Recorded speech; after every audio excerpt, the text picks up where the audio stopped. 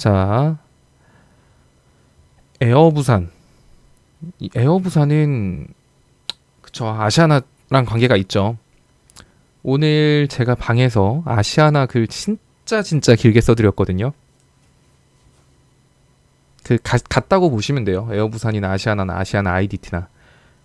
제가 원래 아시아나가 최애 종목 2위라 그랬잖아요. 1등이 넥마블이었고 2등이 아시아나항공이었기 때문에 아시아나항공에 대해서는 제가 많이 아는 것 같아요. 그래서 오늘 조금 일부를 풀어서 방에 설명을 해드린 거고, 최대한 쉽게 했는데 좀 재밌게 읽으셨던 것 같아요, 다들. 볼린저 밴드 상단을 찍으면 매도 시점으로 봐야 할까요? 네, 맞아요. 볼린저 밴드 상단은 분할 매도 시점이에요.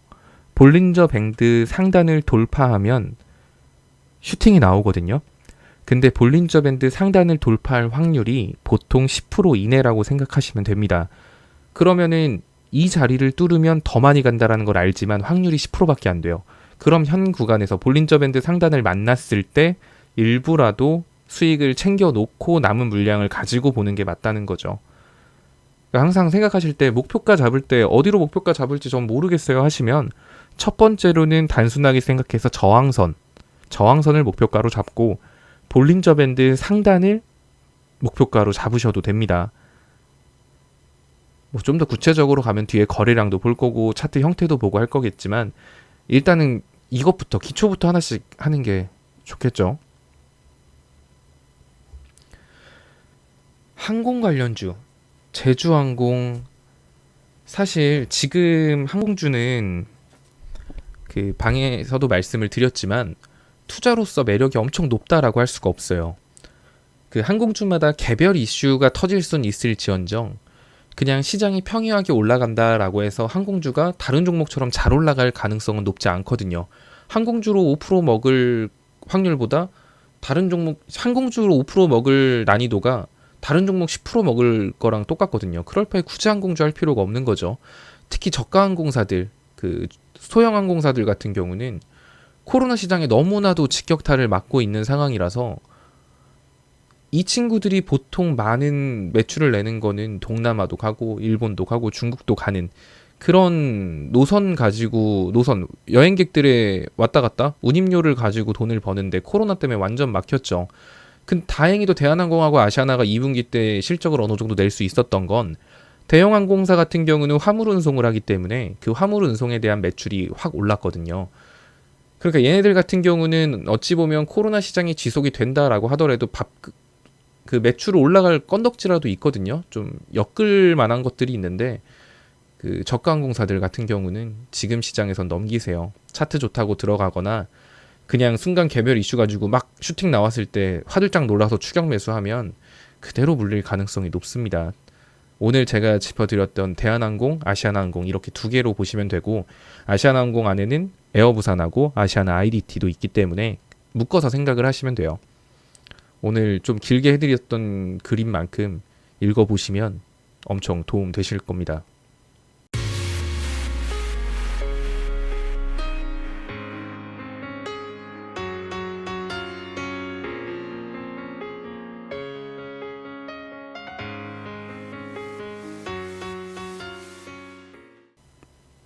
똑똑해진다? 교육글을 읽다 보면 똑똑해지는 기분? 제가 좀 글을 쉽게 쓰려고 하는 게 그런 거 있잖아요. 여러분들이 글을 읽거나 이렇게 영상을 보면서 했을 때 원래 사람은 다 똑같아요. 모르는 소리가 들리면 이게 뭔 소리야, 모르겠다, 안 해, 약간 이렇게 금방 포기를 하거든요.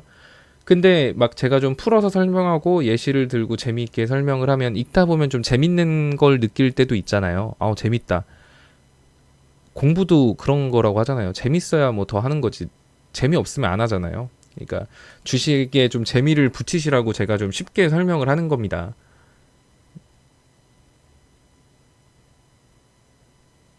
글은 방에 남겨드려요. 일봉의 갭이 100원이라도 나면 갭 차이. 그쵸? 100원이면 갭이죠. 이거 유중갭이죠? 이거는 지수 떨어질 때 생겼던 갭인 건가?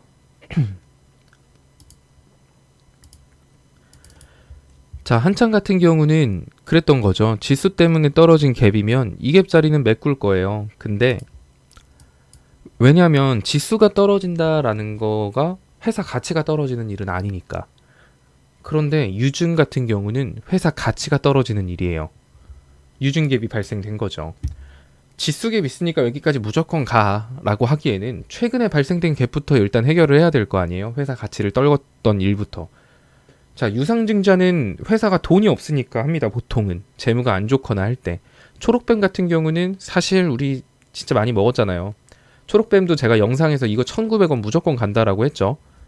한창 하기 전에 초록뱀.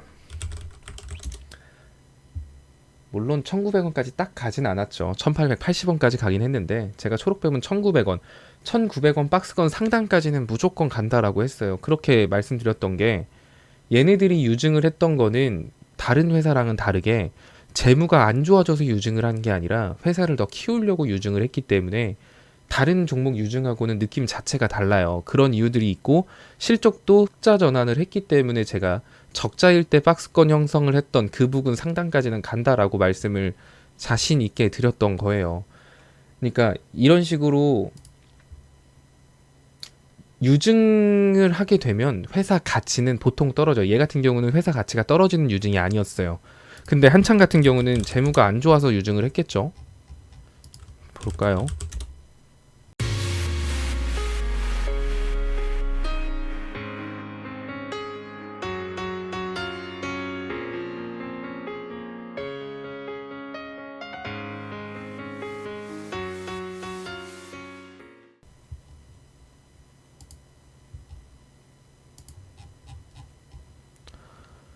그러니까 회사 재무가 순이익이 계속 좀 적자가 나고 이러다 보니까 회사가 재무를 좀 더 개선, 재무제표가 더 안 좋아지기 전에 개선을 하려고 유증을 한다.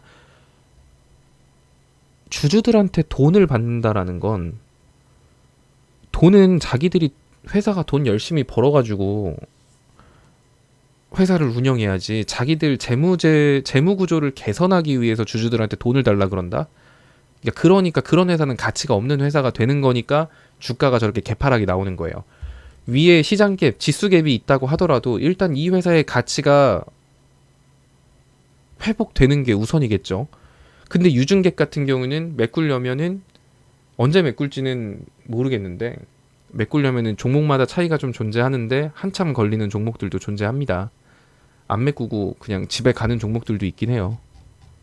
근데 얘는 그래도 코스피 기업이다 보니까 철밥통이죠. 망하진 않을 거예요. 페이퍼 코리아도 아까 제가 천하의 개잡주라고 했던 페이퍼 코리아도 그거거든요. 코스피 기업이에요. 그러니까 코스피 기업에서 돈 못 버는 회사는 웬만하면 거르세요. 철밥통이긴 한데 매매하면 스트레스 받습니다. 한창도 유증갭 저거 보고 그냥 홀딩하면서 계속 추매할 바에 유증갭짜리 아래로 평단가를 맞출 바에 저라면 차라리 다른 그 돈으로 다른 거 사서 수익 볼 때마다 한창을 한 주씩 두 주씩 그렇게 잘라낼 것 같아요.